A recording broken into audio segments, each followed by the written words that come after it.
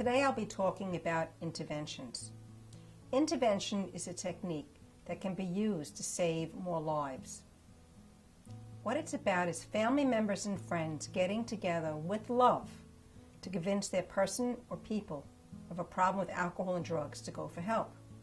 There are different types of intervention. One is called the Johnson model, and the other type is called the invitational or systemic model. What happens when family members and friends call me is I invite them to speak to me on the phone or in person for about an hour and a half. And first of all, I have to decide whether or not the person that they're intervening on is really addicted. And then I ask the family members and friends how this person's behavior has affected them. The purpose of that is to start the healing process of those people coming in. And then thirdly, I talk about the possibility of the different types of intervention, explaining about them in detail, and then finding out from the family who might be involved, the special people to reach out and love to this person. And finally, before the session is over, we talk about the possible places this person might go to.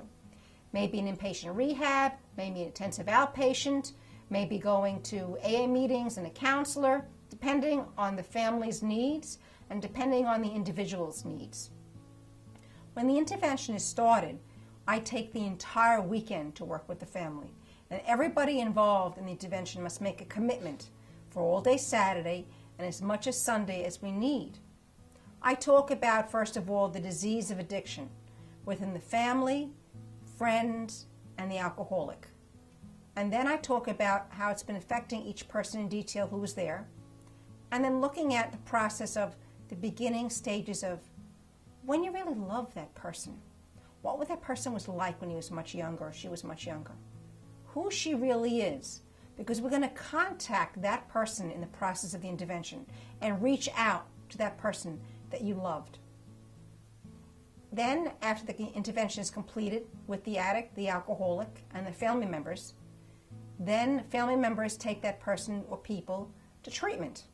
And I usually ask 2 family members to go, just for the security and for everyone to realize this is a safe place I'm bringing this person to. About 2 months down the line, we do a closure session with the alcoholic and addict and family members. And I want to find out, how is the rehab working for the person? What about the family members? Are they going to their Al-Anon meetings or Nar-Anon meetings? Do they like their counselor? Maybe the addict has left the rehab and now in a sober home. How's that working out? Does this person have a sponsor? A lot of questions. By phone, I follow the family to see what's going on after the closure session. You might wonder, well, first of all, how do I choose an interventionist? That's a very good question. I think sometimes you get it from recommendations from other people who've had an intervention. You also look at the AIS website, that's the Association for Intervention Specialists. I think it's very important also for an interventionist to be certified, licensed professional and specializes in the field of chemical dependency. Now, in terms of what happens in the end, wonderful things can happen.